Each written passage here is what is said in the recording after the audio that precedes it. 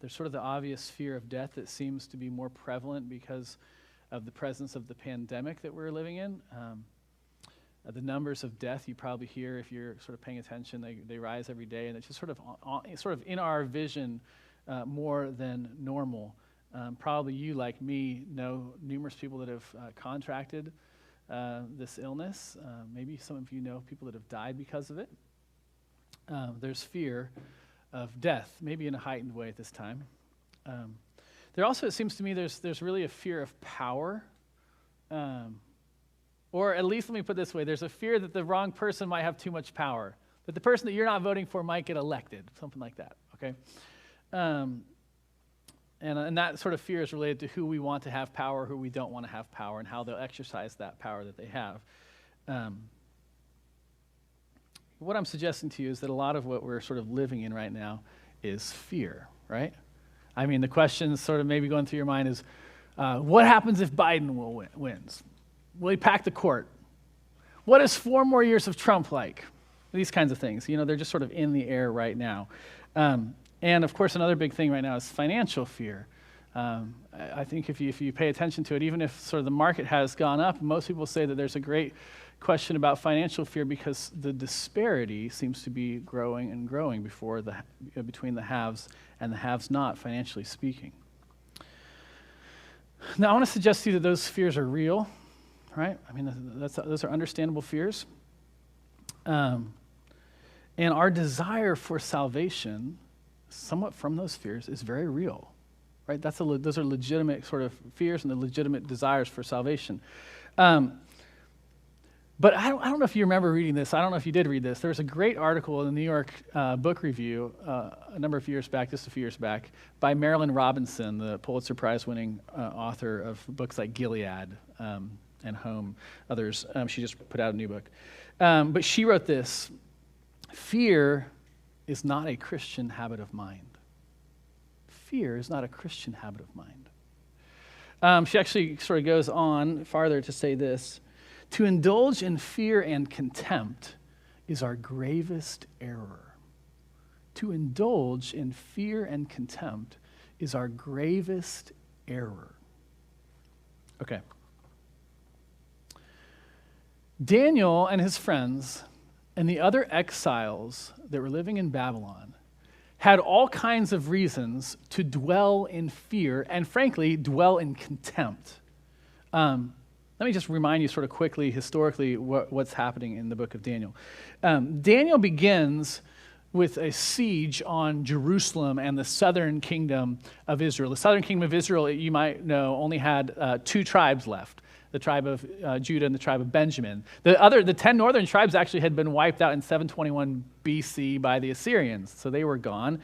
But the book begins with setting this scene of King Jehoiakim and Jerusalem being sieged. And we're talking about 605-ish BC. And I had mentioned to you, this is about a month ago, that Jehoiakim was like a really bad dude, practiced incest and murder, had wanted nothing to do with God. He killed some of his prophets. And so he makes a deal with Nebuchadnezzar, the Babylonians. Okay, don't destroy Jerusalem yet, but you can have some of the vessels from the house of Yahweh. He didn't care about them anyway. And you can have our brightest and most beautiful people to work for you. Okay? So Daniel and his friends are part of this first Babylonian sort of wave of exile. But one thing that you have to remember is that the exile didn't stop there, right? Actually, in fact, about 20 years later, 19 years later, what we have is actually the siege of Jerusalem and the razing of Jerusalem down to the ground, right? It's completely destroyed. And another sort of wave of exile going off to Babylon, okay? So you have Daniel and his friends, and you have them in this new land. And it's a new land of great wealth. It's a new land of great power, of really fantastic ingenuity, great minds, great literature, all these kinds of things. And these guys are being trained in this as a means of assimilation, right? Just become like us. That's part of the story of the book of Daniel. They're invited into all of it. So one of the driving questions of the book of Daniel is, how do you stay faithful? How do you stay faithful in the midst of a world that in some ways was so beautiful, and when you look back on your old times, you're like, well, that's all destroyed. That God's house is totally gone, and now I'm in this place that they're teaching me all this beautiful history and literature, and they have these amazing buildings. So how do you stay faithful when you're not living in your true home? How do you stay faithful? But another driving question of the book of Daniel is, should you give up on God, and did God give up on you? What's the deal with God right now? Has he given up? Is he still in control? Does he still care about his people? Okay, so we have these first few chapters in the book of Daniel that are largely connected with Daniel, but actually, if you've been paying attention, they're super connected with the king, actually, at the time, Nebuchadnezzar. He actually seems to play almost a bigger, or at least he looms larger even than Daniel's three friends. And one of the things that you notice with Nebuchadnezzar is that he seems to have massive control. And that's even actually reiterated for us again in Daniel chapter 5. He seems to be the one that largely is in control. If someone was in control, it probably would have been him. But then we learned last week of this confession, this testimony that he gives, of his pride coming down, right? Him being humbled in his pride, and God actually lifting him up out of his being humbled. Okay. This is the kind of setting that we have as we enter into chapter 5 of the book of Daniel. What I'm suggesting to you is that the people of Israel had all kinds of reasons for fear. They had all kinds of reasons to give up on God. And at the same time, you have that kind of thing going on. And then you have Nebuchadnezzar actually being humbled and confessing faith in God. And then what we have is this crazy story of Belshazzar. Right in Daniel chapter 5, Belshazzar. And I want to kind of approach this with the idea of what do you do with fear? Okay, there's lots of different ways we could approach this chapter, but that's sort of what I want to focus on. And first, I want to suggest to you that you can actually just live in denial, right? You can just live in denial of the things that cause you to fear. Okay, so this is what we sort of first see with Belshazzar. Daniel chapter 5. Jumps right into talking about Belshazzar. In fact, it's a very, very abrupt, and it's sort of meant to sort of take you off guard, but it might not be abrupt for you because it was like a week ago that we looked at chapter 4, right? It doesn't feel that abrupt, but it is super, super abrupt. Actually, this is how it begins. King Belshazzar. You're supposed to be like, wait, what? Who is he? Who's this guy? King Belshazzar, who is this guy? Okay, he's just all of a sudden on the throne. Now, let me say this. One thing that's really important when you approach the Bible, especially the historical books or historical chapters, you have to keep in mind that it's not sort of written like a modern history textbook, right? Where it's just saying like, then this king died, and then this king died, and then this king. It's just like not laying it out for you. There's a rhetorical purpose going on that's sort of deeper than that. Okay, so it's not just listing off rulers one after the other. Belshazzar is actually Nebuchadnezzar's great-grandson. I mean, he's mentioned as father all the time, but you have to keep in mind sort of ancient history and how these things are kind of working together for a certain rhetorical purpose. But Belshazzar, he actually wasn't technically the king either. This is kind of interesting. Belshazzar actually wasn't technically the king of Babylon. His dad was. His dad's name, let me read this right, is Nobonidus. And Nobonidus was actually living 500 miles south in another town because Nobonidus wanted to worship this god called Sin. Not like sin like we all talk about, but Sin, S-I-N, yes, but that was actually just the god's name. And he wanted to sort of take down Marduk, which was the great Babylonian god, and replace it with Sin. And so basically there was like a revolt of the priests of Marduk, and he's like, okay, I still want to worship this guy, but I don't want to destroy Babylon, so I'm going to live in another place. All make sense? So he sets up his son as sort of this like co-regent, so he's sort of technically not king over Babylon. Now let me say this too, I think this is actually sort of helpful.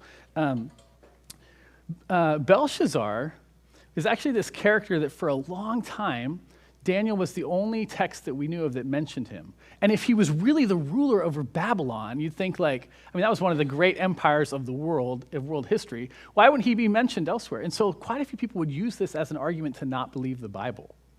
They'd use the mentioning of Belshazzar here in Daniel chapter 5 as a reason to not believe the Bible. And then, lo and behold, in 1854, some documents were discovered that actually set up this whole history and how it makes sense that Belshazzar was there and Nabonidus was elsewhere. And anyway, it reaffirmed what we know that the Bible teaches us. Blah, blah, blah, blah, blah, blah. what does all this have to do with living in denial? Okay, well, let me say this. Actually, not that much, but I just feel like you need to hear the background, okay? It sort of helps, okay? I'll just say that. But here's another background thing that you really do need to learn in order to understand why he's living in denial. We know the exact date of this chapter, the events of this chapter. The exact date, okay? This is the date that this chapter took place, October 12th, 539 BC. Okay, so, I mean, assuming that we might have gotten some years wrong over the recounting of things, maybe, that's approximately 2,559 years before tomorrow. Okay, that's pretty cool. Why do we know that? How do we know that? Well, again, we have ancient documents that actually tell us the very date that the Medes and the Persians took over Babylon, and it's on this night. Here's what was happening. The Medes and the Persians, their army was encamped around the city of Babylon while this was happening. Like this huge army was just outside of the walls of this great city while this was happening. So Belshazzar is throwing a huge party. It says thousands, right? He's inviting all these kinds of people, while the Medes and the Persians are just outside. Their army's just right outside. Let me read to you again the first 4 verses, okay? King Belshazzar made a great feast for 1,000 of his lords and drank wine in front of the thousands.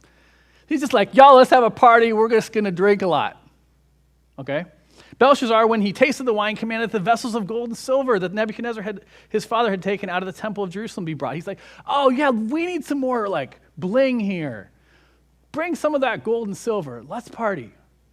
Then they brought in the gold vessels that had been taken out of the temple, the house of God in Jerusalem, and the king and his lords, his wives and his concubines drank from them.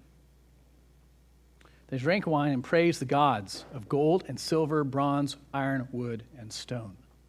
Okay, it is true that here you have this scene of debauchery, right? You have this scene of great pride. You have this scene of arrogance. You have this scene of blasphemy. I mean, it mentions the house of the Lord actually a couple times in the chapter. But what I'm suggesting to you is that he's living in denial of the fear. And here's what I want to say, actually. He has reason to do that. Or he thinks he has reason to do that. He would have said he has all kinds of reasons to just throw a party. And most people maybe at the time would have said, yeah, if anyone can do it, he can probably do it. After all, Babylon had been around for about 1,000 years by this time. It was the great city of its day. It had about 200,000 inhabitants, which made it the largest city in the world probably of its time. He had all of these people around him who could just do his bidding. If he said come, they came. If he said go over there, they would go over there. He had all he could want, actually, in terms of provisions. Obviously, there's just tons of wine. But we know from Herodotus' history that he was overstocked with provisions. Some people think he had years' worth of provisions within the city wall. And actually, going through the city was the river Euphrates. I mentioned last week of how these walls went on the west side of the river Euphrates for 17 miles outside of the city. But the river itself actually went in. So they had water to last them however long. They could just sit it out while the Medes and Persians were outside the walls. And if you don't remember, the walls of this city, there were actually 2 walls, and each of them you could just drive chariots around them. They were that big. I mean, it was the most impenetrable city that the world had ever known at its time. Had great military protection. So here's what I'm suggesting to you. Belshazzar sort of could live in denial, and that's sort of what he does. He thought he had kind of made all the contingency plans that he could possibly have made. He was secure.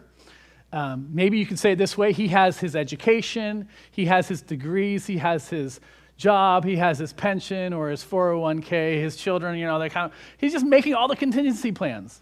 I can live and face fear and just deny that it's going to maybe touch me because I've kind of figured it all out. I won't be affected. My family will be fine. No need to fear. The thing is, fear hits them, right? I mean, it's crazy that this story has some major turning points that seem so abrupt.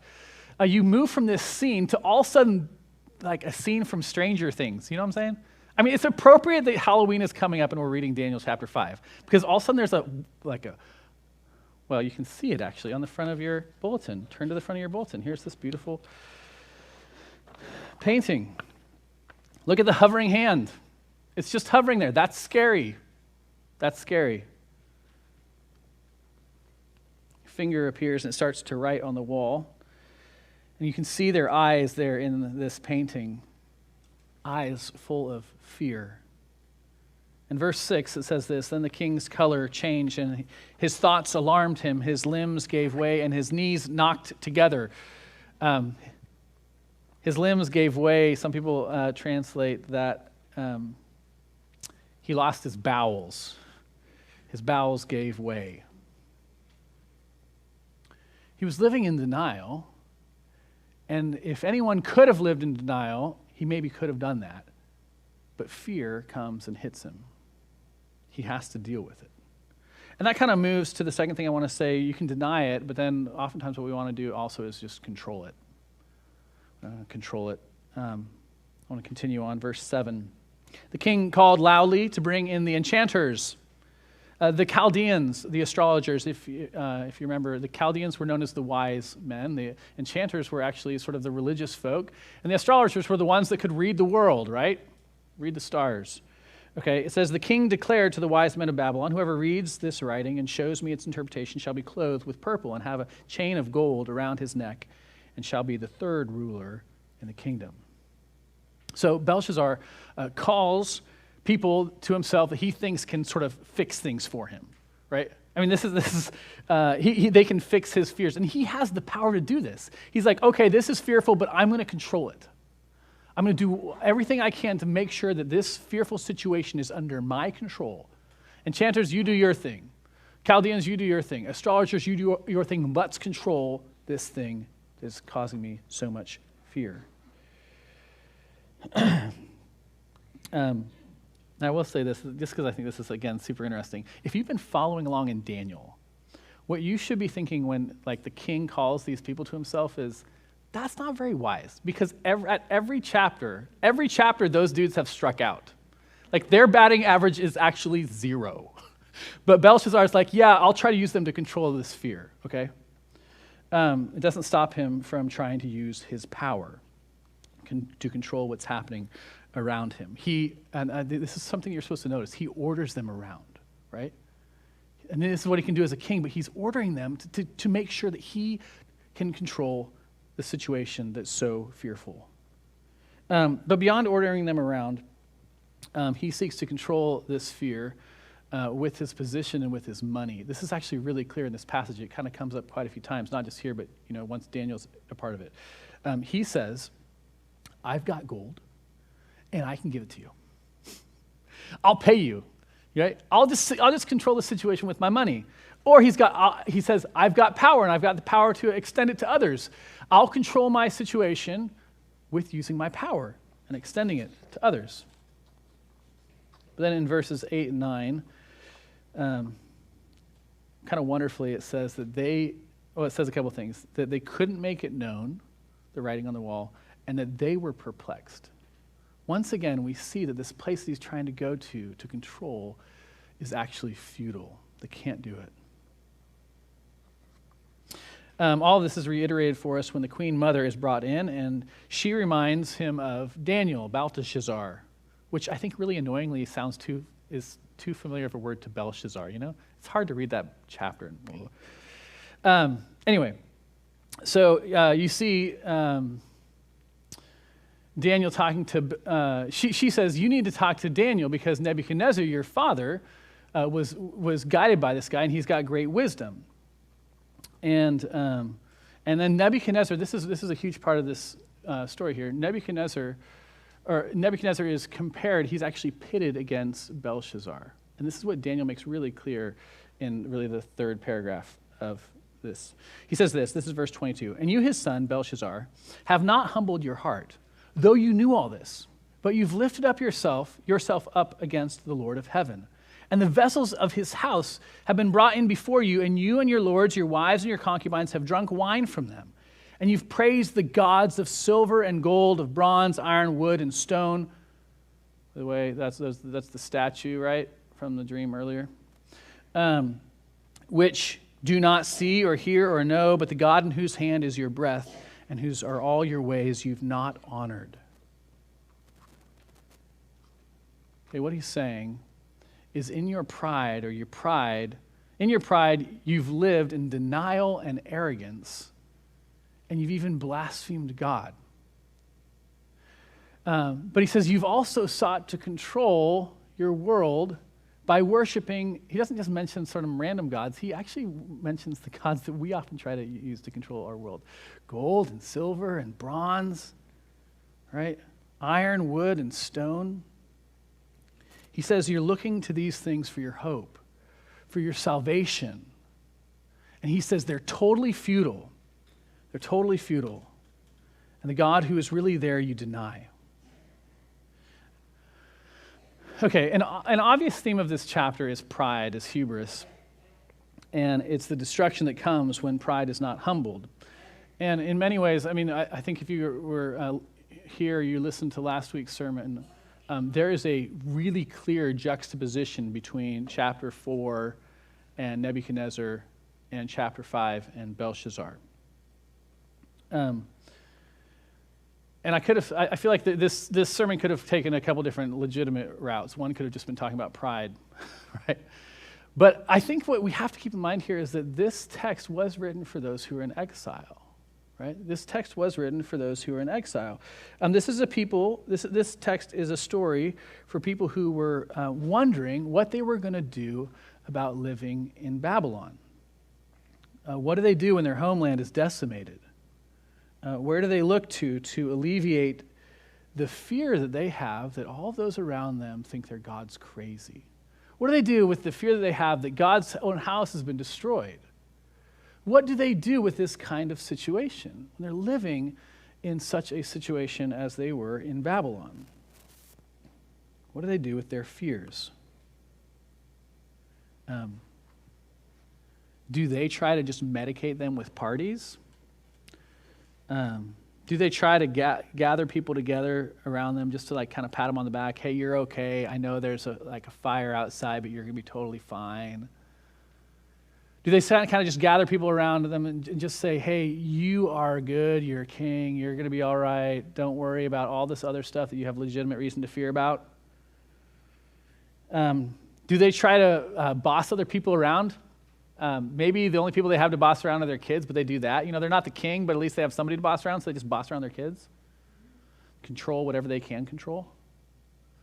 Do they just try to pad their bank accounts as much as possible to, get as many degrees as possible? To do something to say, hey, I have a semblance of control in the midst of this chaos. What are they doing? And obviously, the question I think in some ways is for us, right? Like, what do we do with our deep fears? What do we do with our hopes for salvation? Our hope that the situations that we're in right now are not going to sort of totally crush us or define us or be our end. What do we do? Do we deny them, and do we go these different routes of denial? Do we try to control them? Where does our mind go? Where do we place our thoughts and our hopes? Where do we put our time, our planning? So this is verse 25 to 28. And this is the writing that was inscribed, Mene, Mene, Tekel, and Parsin. This is the interpretation of the matter. Mene, God has numbered the days of your kingdom and brought it to an end. Tekel, you've been weighed in the balances and found wanting. Perez, your kingdom is divided and given to the Medes and Persians. What he's saying is that these things have been weighed and they've been found wanting. These things that we look to for our salvation, to alleviate our fears, they have been weighed and they've been found wanting. The writing is on the wall. It's clear. It's clear. The writing's on the wall.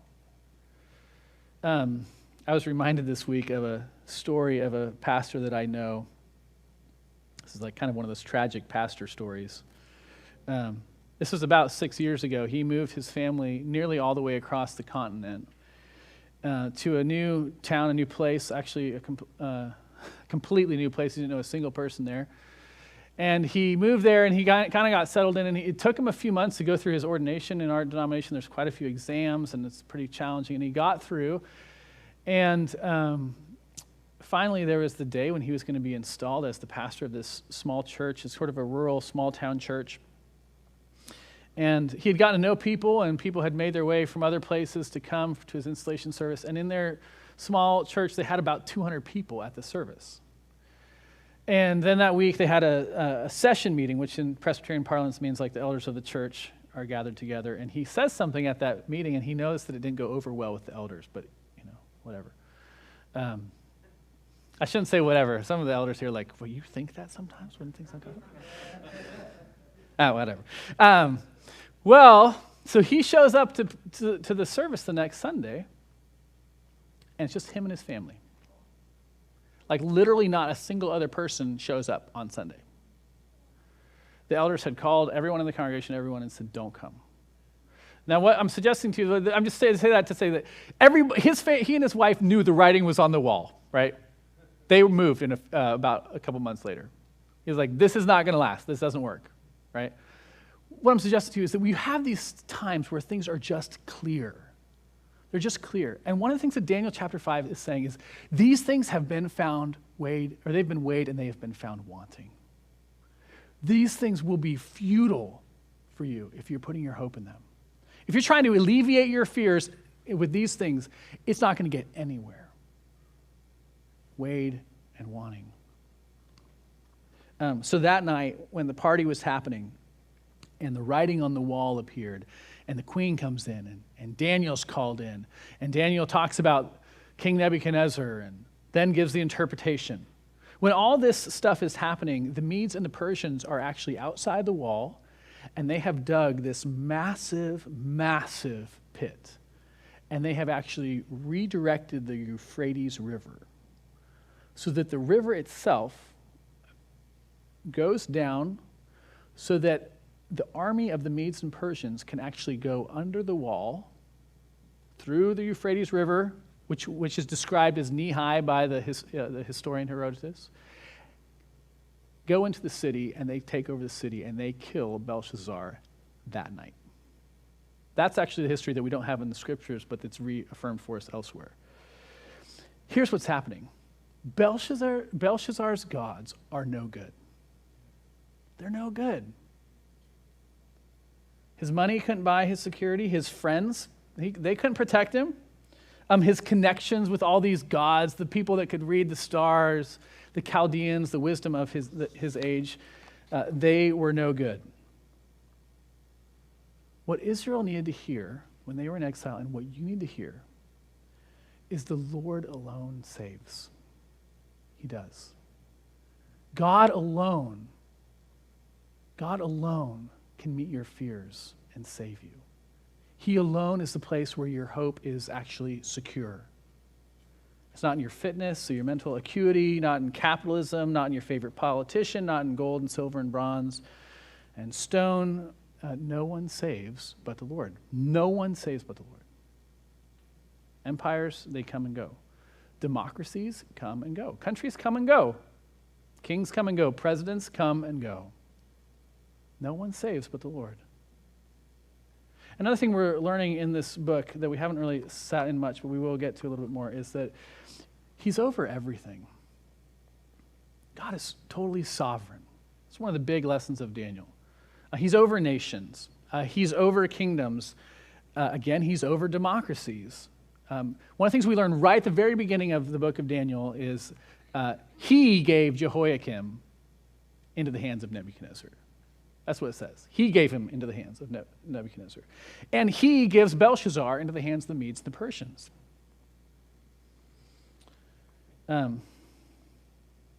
So at the end of chapter 2, and at the end of chapter 3, and then again at the end of chapter 4, there's something really remarkable in the end of each of these chapters.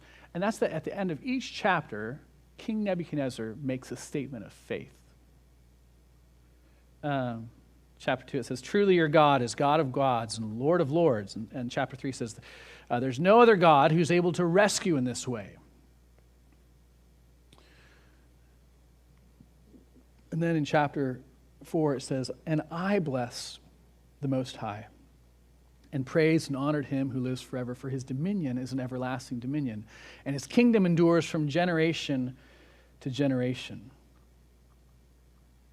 Nebuchadnezzar got it, right? I mean, he was prideful. He looked to other things, often as we do, for our salvation, but he was humbled and he finally got it. And one of the things that we have here, one of the things that we don't have here, actually at the end of chapter 5, is a confession. Nothing. Belshazzar, totally full of himself, totally not looking to the Lord for his salvation. And he makes no confession of God. And the sense that we have is that confession makes all the difference. Turning from these other gods, these other idols, right? Think of the 1 John 5 that we heard earlier, little children, keep yourself from idols. Turning from these other gods, these other places of salvation and hope to God. It's that confession, it's that turning that makes all the difference. All the difference in the world. One receives grace, one receives judgment. And with that, let me just close with this verse from Romans. "If you confess with your mouth and believe in your heart that Jesus is Lord, and believe in your heart that God raised him from the dead, you will be saved. Your fears will not overcome you. God will hold you secure. You will be saved." Let me pray. Lord, what a wild story you put in your Bible. Belshazzar just jumping on the scene in a crazy party. But God, it's often what we do. We've got a lot of Belshazzar in us. God, I pray that we would run to Jesus and to Jesus alone, the true King. God, we do like to put up different idols. We like to look to other places for our salvation when we're full of fear. Sometimes we like to deny it, and we often, Lord, you know how I like to just control it. Lord, I pray that we would run to you, that we would confess you as Lord. And because we are confessing Jesus and resting upon him, Lord, we have a sure salvation, a firm foundation. Not being weighed and found wanting, but being weighed in the righteousness of Jesus alone, and therefore totally safe.